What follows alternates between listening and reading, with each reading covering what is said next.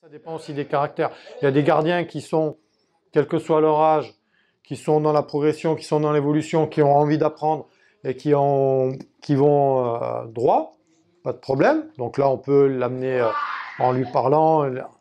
Et d'autres qui sont un peu plus réfractaires parce qu'ils ont déjà beaucoup plus d'expérience et un certain vécu et que leur méthode marche aussi, hein, attention. Hein.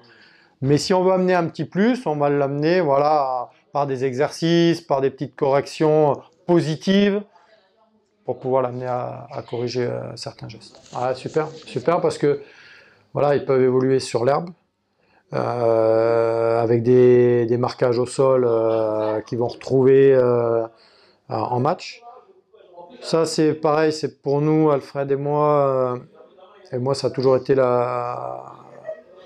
mon credo. Ils doivent s'entraîner dans les mêmes repères dans lesquels ils vont évoluer en match.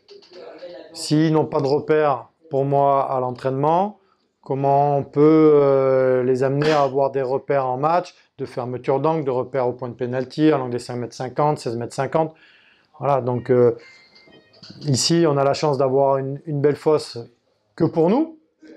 Alors c'est vrai que dans certains clubs où je suis passé, on se bat des fois avec les coachs parce qu'ils veulent pas qu'on abîme la surface et que c'est logique aussi.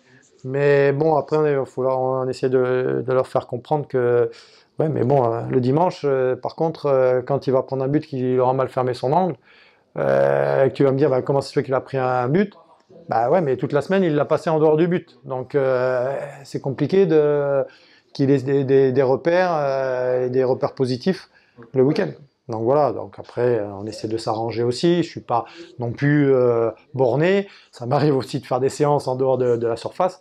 Mais le plus souvent, j'essaye qu'ils soient dans leur surface avec le repère, point de penalty, c'est 1,50 m. Alors on essaye. C'est pas toujours évident par rapport aux emplois du temps, par rapport à la nature des sports que l'on peut avoir à proximité. Donc on a déjà fait 2-3 fois tennis, parce qu'on a des cours de tennis à proximité. C'est le deuxième cours de step que l'on fait. Après, non, Alfred a essayé de trouver une salle de trampoline ici, mais il n'y en a pas. Non, c'est un peu plus compliqué de trouver des... En plus, avec les créneaux horaires, les transports et tout ça. Exactement. On est à Paris, donc il faut tenir compte de ça, du temps de transport, pas de la proximité ou de la distance, mais du temps. Ouais, ouais, ouais. Donc, puis les timings sont des fois aussi serrés avec le scolaire. Donc, bon, on essaye malgré tout d'en proposer, mais on avait fait, alors pas extra foot, mais pour les jeunes gardiens avec Nico, on avait mis en place. Alors, premièrement, il voyait une fois tous les 2 mois chaque gardien là-bas chez les pros, donc par groupe de 3, pour pouvoir avoir une vision de chaque gardien, voir leur évolution tout au long de la saison.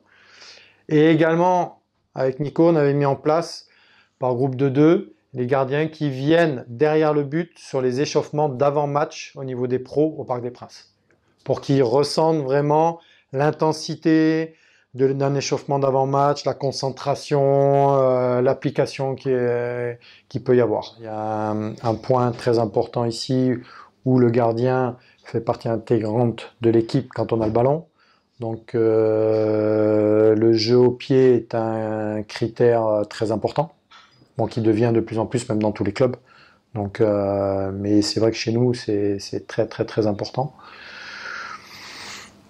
Après, on va pas se mentir que la taille fait partie aussi d'un critère important.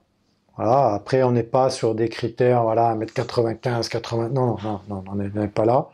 Mais il y a un minimum, voilà, au-dessus d'un. Il faut que le gardien à terme fasse plus d'1m82. Voilà. Là, malheureusement, parce que c'est malheureux de juger là-dessus, parce que je n'ai plus forcément sur les performances et les compétences, mais c'est un critère incontournable du haut niveau. Et encore, quand je dis 1m82, je suis très très gentil. Je suis très gentil. Je pense pas au très très haut niveau. Je pense, pour moi, au-dessus d'1m82, on peut faire une carrière professionnelle. Voilà, que ce soit très haut, Ligue 1, Ligue 2. Je vois pas, même si on doit amener, voilà, on est amené à former des gardiens forcément pour l'équipe première, donc pour la Ligue des Champions, forcément avec des critères très élevés au niveau taille. Je dirais à ce niveau-là, c'est 1m88 minimum. Donc, mais on pense malgré tout plus large aussi, parce qu'on ne va pas non plus sortir que des gardiens pour l'équipe première. C'est impossible, ça se voit dans aucun club. Donc on pense aussi à pouvoir amener des gardiens à vivre du football. Voilà. Ouais, comme tu dis, il y a le critère de très haut niveau qui est obligatoire. Voilà. Et aujourd'hui. Mais après, c'est pas nous qui avons imposé ça. Non, on s'est adapté non. On s'adapte à l'évolution morphologique de la taille moyenne d'une équipe. Voilà, tout simplement, et a fortiori des attaquants. Et des défenseurs. Et des défenseurs sur tout ce qui est coup de pied arrêté. Ouais, oui.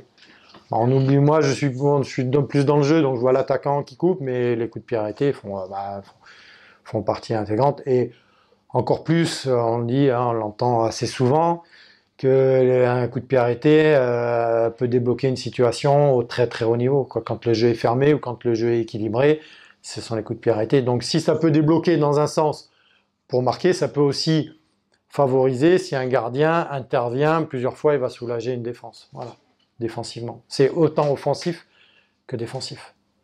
Donc, comme je l'ai dit tout à l'heure, force le mardi, plutôt résistance, enchaînement de ballon, plus d'intensité le mercredi.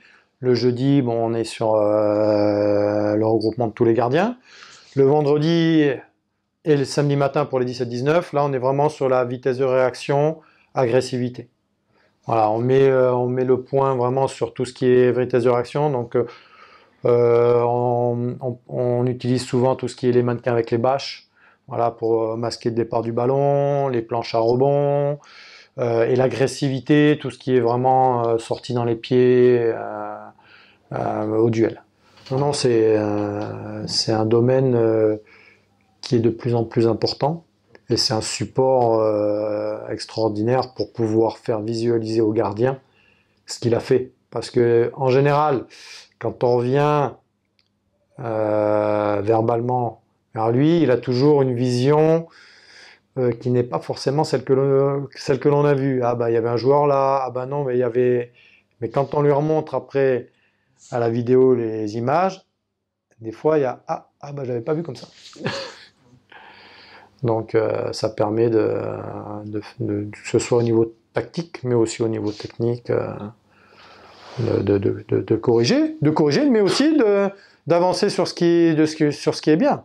Et que lui aussi visualise ce qui est bon, ce qu'il a fait de bien, pour pouvoir le répéter à chaque match. Et on essaye d'être...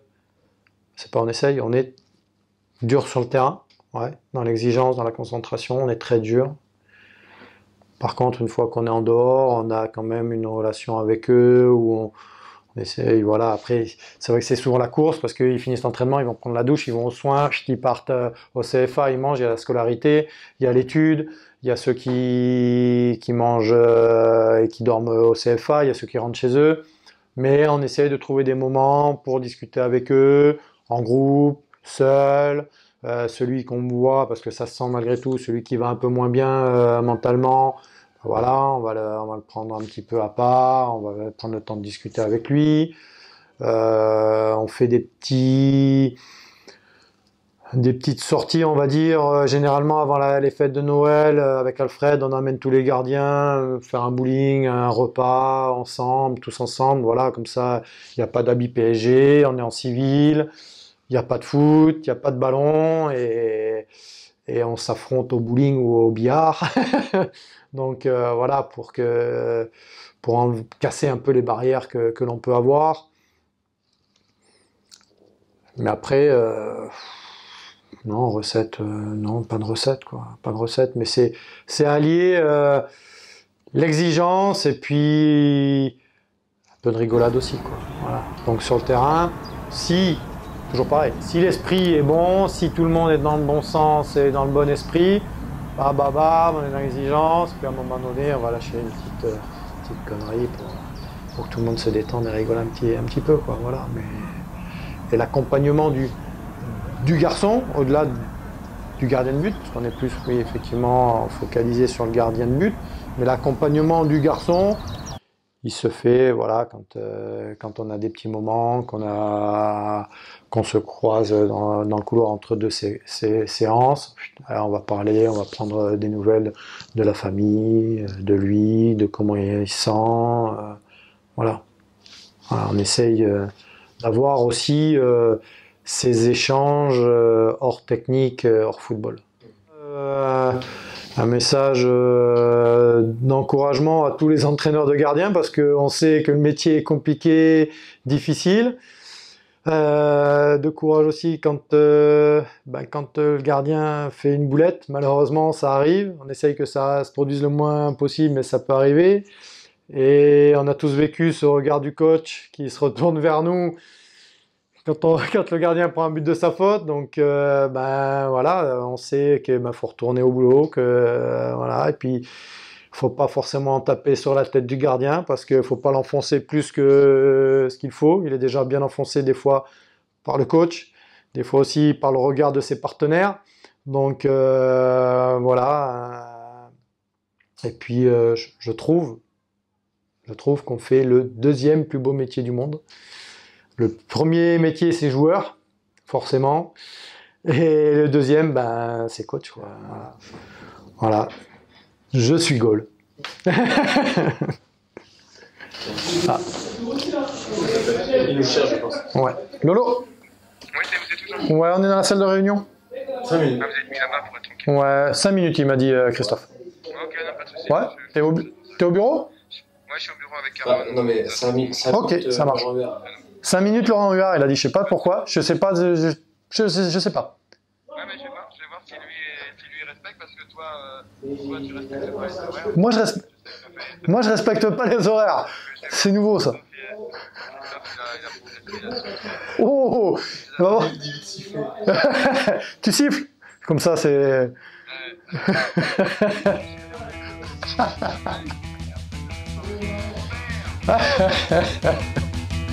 À tout à l'heure.